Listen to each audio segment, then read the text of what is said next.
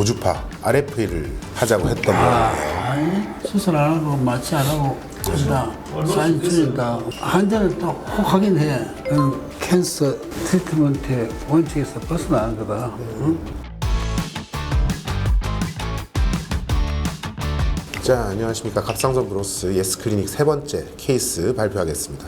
50세 여아인데요. 제가 얼마 전에 수술을 했던 환자고 이분도 목에 뭔가 만져져서 오셨던 분입니다. 근데 외부에서 조직 검사를 한 거는 양성혹이라고 했고 외부 병원에서 이렇게 찍어온 영상인데 전반적으로 전체 한쪽 갑상선이 혹으로 다 차 있는 그런 형태입니다. 저는 사실은 이렇게 혹이 큰데 너무 곱게 이제 허머지니어스하다 그러죠. 균질하게 이렇게 딱 예뻐 보이면 오히려 더 겁이 나던데 저는 어떻게 보이세요, 교수님? 저렇게 보이는 게 이제 메돌릴 카시나마 네. 내지 벌리큐라 카시나마, 벌리큐라 아데노마. 네. 뭐 그 세 개 중에 하는데 뭐 모르겠는데 저 크다고. 저는 오히려 그 선종성 증식증 같이 이렇게 막 울퉁불퉁 생긴 게 차라리 진짜 더 위험해 보이잖아요. 더 나빠요. 예, 더 나쁘거든요. 그런 게 차라리 혹이 크더라도 허당처럼 보이는데 이런 것들은 좀 긴장을 하고 봐야 돼요, 사실은. 요게 그래서 이제 다른 개인 병원에서 고주파 RFA를 하자고 했던 거예요. 난 그 참 큰일 났어. 우리나라. 저한테 와서 고주파 안 되냐고 그랬다가 환자가 한번 혼났을 거예요. 난 추천하지 않는다고 말씀드렸고. 그러면 환자가 하러 왔어요. 근데 정말 추천하지 않는 이유에 대해서 설명을 했을 거 아니에요. 어떻게 설명했어요? 이거는 진단적 수술 외에는 당신이 암인지 아닌지 알 수가 없습니다라고 난 분명히 얘기해요. 항상. 특히나 여포 종양 같은 경우는 저희가 배울 때도 이거는 여포 종양에 의심스럽고 하면 저렇게 매끈하게 생긴 것도 아까도 말씀하셨지만 수질암의 위험성 이런 거 다 생각해 봐야 되고 여포암의 위험성도 생각해 봐야 되기 때문에 저거를 고주파를 해서 한 번에 줄여지지도 않을 뿐더러 치료 자체가 되질 않는데 저걸 고주파를 한다? 그건 저는 반대한다고 말씀 분명히 드렸고요. 어떻게 보세요? 근데 우리나라 중에서 남쪽 지방 병원에서 고주파만이에요?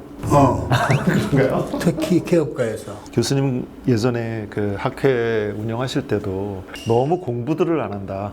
그런 말씀 자주 하셨어요. 그러니까 공부를 하면 저게 무섭다고 생각해서 RF를 하자고 권유 안 했을 것 같은데 그냥 혹인데 뭐 말끔해 보이네? 뭐 근데 조직 검사했더니 암이 아니네? 이렇게 출발하는 것 같아요. 그렇죠. 그러니까 리스크를 좀 더 생각을 해야 되는데. 그게 또 개업가에서는 쉽잖아. 예, 그러니까. 아니 그 자기네들은 틀린 말을 한 건 아닌 것 같아요. 조직 검사에 봐, 암 아니라고 나왔잖아. 혹이 크니까 불편하지? 줄여줄게? 라고 한 이야기 같습니다. 네.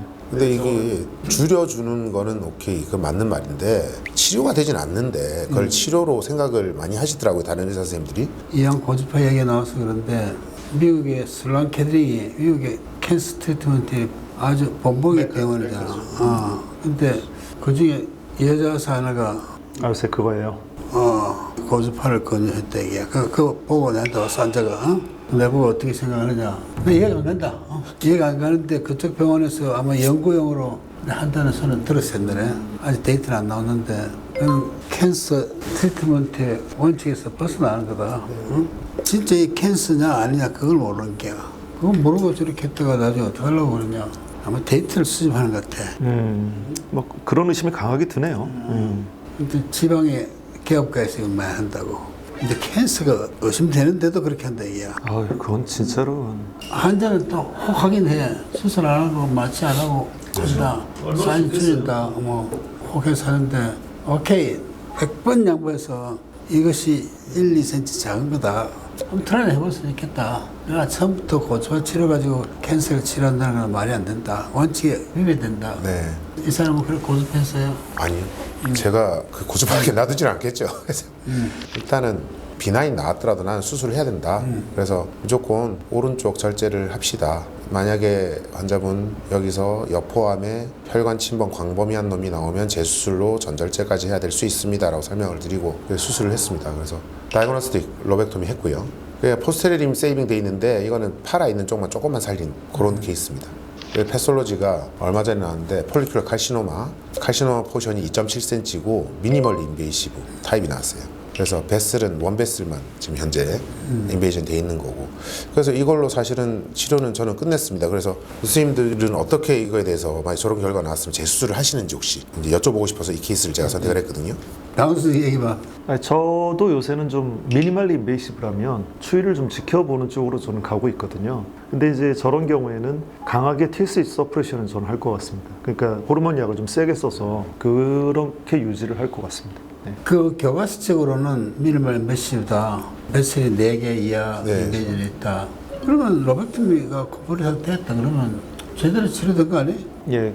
근데 이제 하나 걸리는 게 아마도 그 튜머 사이즈가 4cm가 넘어갔기 때문에 그걸 좀 걱정하는 것 같은데요. 그렇지. 근데 여포암의 포션이 2.7cm로 이게 나왔기 때문에 저것도 난 틀렸다고 생각해요. 전체 덩어리가 폴리큘러 캔서죠. 어떻게든 그렇게 해야죠. 그래서 일단 이거는 치료를 제가 끝냈거든요. 메스의 크기가 4cm 넘어가긴 하는데 그래서 이거는 사실 이렇게 해서 추이를 전 지금 지켜보고 있습니다. 얼마 전에 이 결과가 나와서 그래서 이 케이스를 제가 한번 선정해봤습니다. 그럼 교수님 저런 경우에 TSH 서프레션을 강하게 하시나요? TSH를 보고 보고 지금 어떻게 돼 있어요? TSH가 높기 때문에 TSH 서프레션 하고 있습니다. 뭐저 정도면 하죠. 뭐 캔서가 나왔기 때문에 그전에 안 했는데 요새는 조금 해요. 저도 5 이상 올라가면 무조건 해야 된다고 봐야겠어요. 저는 보니까 정상 범주 안에는 들게 해야 되겠다는 생각이 좀 들더라고요. 사실은 어제도 그 어떤 환자분 한 분을 봤는데 수술 안 한 분인데 자꾸 기능이 좀 떨어지는 거예요. 근데 요새 확연히 힘들다 그러는데 TSH가 보니까 7.9가 됐더라고요. 그래서 약을 조금 스타트했어요. 그래서 우리 컨셉은 그래. 당신도 그렇고 나도 그렇고 TSH가 조금 올라가면 환자가 피로해하고 이러니까 뭐 그걸 좋게 하는 이유도 있지만 TSH가 올라가면 이게 불안하죠.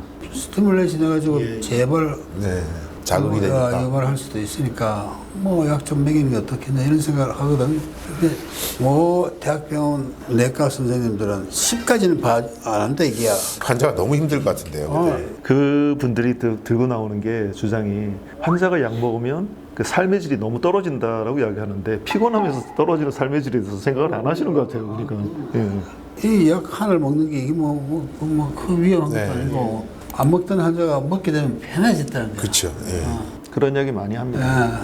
뭐약 하나 정도 먹는 게 뭐 위험한 건가? 근데 이제 우리나라는 전통적으로 보면 약이나 수술이나 이런 걸 좀 무서워하는 문화가 있는 것 같아요. 그러니까 어떻게든 약을 안 먹으려고. 그런 것도 아니네. 건강 보조약들은 엄청 먹잖아. 한약, 쾌통, 건강보조식품 엄청나게 먹는 나라인데요, 저희 나라가. 이해가 안 가. 그래서 이제 이게 그 천년약이라는 것이 지금도 왜 천년 갑상선 호르몬제 이래가지고 그런 게 팔리는 이유가 합성된 약은 나쁜 약이라고 자꾸 생각하시는 것 같아요. 근데 이 갑상선 호르몬약은 우리 몸에 생성되는 호르몬하고 똑같은 성분이기 때문에 사실 그런 우려를 할 필요는 없는데 하여튼 여러 번 이야기를 해도 환자분들이 기본적으로 하는 생각이 화학으로 합성된 약은 나쁜 약 이렇게 된 것 같습니다. 네. 그걸 환자들 머릿속에 집어넣는 의사 그룹들이 있어요. 하여튼 이 케이스는 하여튼 크로즈 옵저베이션 해야 한다고 환자한테도 설명을 드리긴 했고 계속해서 이렇게 해서 우리 스케줄대로 팔로우업을 할 예정입니다. 그러니까 이제 여기서 키포인트는 사이즈가 너무 큰데 생긴 모양을 좀 더 보고 전문가적인 판단을 좀 했으면 좋겠다 이런 포인트가 되겠고요. 수술로서 확인해야 되는 건 수술로서 확인하는 게 옳다 이렇게 할 수 있겠습니다. 예. 결과적으로는 주치의가 판단을 잘한 것 같아요. 아유, 저 사실 이걸 RFA 한다 그래서 저한테 혼났죠, 환자분이. 그 결과가 이제 암으로 나와서 조금 좀 실망스럽긴 하지만 계속해서 팔로업 잘 하시면 걱정 안 하셔도 될 것 같습니다. 오늘 좀 너무 이제 케이스 3개 제 케이스로만 해가지고 이제 재미없어. 그러니까요. 재밌는 케이스가 제가 별로 없네요, 선생님. 우리 여기 강남 세브란스 트레이닝 받았던 우리 스님들 케이스들 하나 둘씩 모아서 이런 시간을 좀 가져볼까요? 좋네요. 좋지. 그것도 좋네요. 그래서 뭐 한 명씩 나와서 발표하라 그러고 우리 컨퍼런스식으로 토요일 날 이용해서 물어보고 싶어서 들고 나온다. 그러니까요. 계속 스님 모시고 그 발표할 사람들 지원을 받아서 그것도 괜찮네요. 아주대라든지 우리 동문들이 가 있는 뭐 차병원이라든지 이런 쪽에서 발표를 해서 스님 코멘트를 하시는 걸로 이렇게 진행을 해보겠습니다. 귀찮아지는데. 자, 그래서 저는 바쁜 시간에도 이렇게 스님 모셔서 너무 감사드리고 클로징 멘트 한마디 부탁드리겠습니다, 스님. 재밌어요. 그래도 재밌어요. 케이스 놔두고 서로 얘기하는 거는 우리 평생 해온 일이지만 네. 그래도 재밌다고. 네. 계속 합시다 그럼. 네, 앞으로도 이제 케이스 모아서 재밌는 방송을 한번 해보도록 하겠습니다. 우리 네. 장항석 교수 그러지 않으니까 케이스 재밌는 거 하고 나서 네. 그걸 뭐 케이스 집을 만들어 가지고 기록으로도 책을 만들. 남겨야 책을 되겠군요. 만들어도 아주 좋겠네요. 그래서 이런 기획을 장호진 교수가 잘해준 것 같고 더구나 이제 박종생 모시고 이렇게 한 건 정말 좋은 기회라고 생각합니다. 그래서 오늘 바쁜 시간 내주셔서 너무 감사하고요. 자주 모시겠습니다. 고전에 했던 그거는 그냥 내버리는 거야? 아 그것도 좀 책으로 엮어보려고 하고 있습니다. 그냥 내버리기는 아까워. 네, 그 안 내용이 아주 좋은 내용들이 많아. 네, 알겠습니다. 시청해주셔서 감사드리고 다음 예스 클리닉 시간에 또 뵙도록 하겠습니다. 감사합니다. 감사합니다. 네, 수고하셨습니다.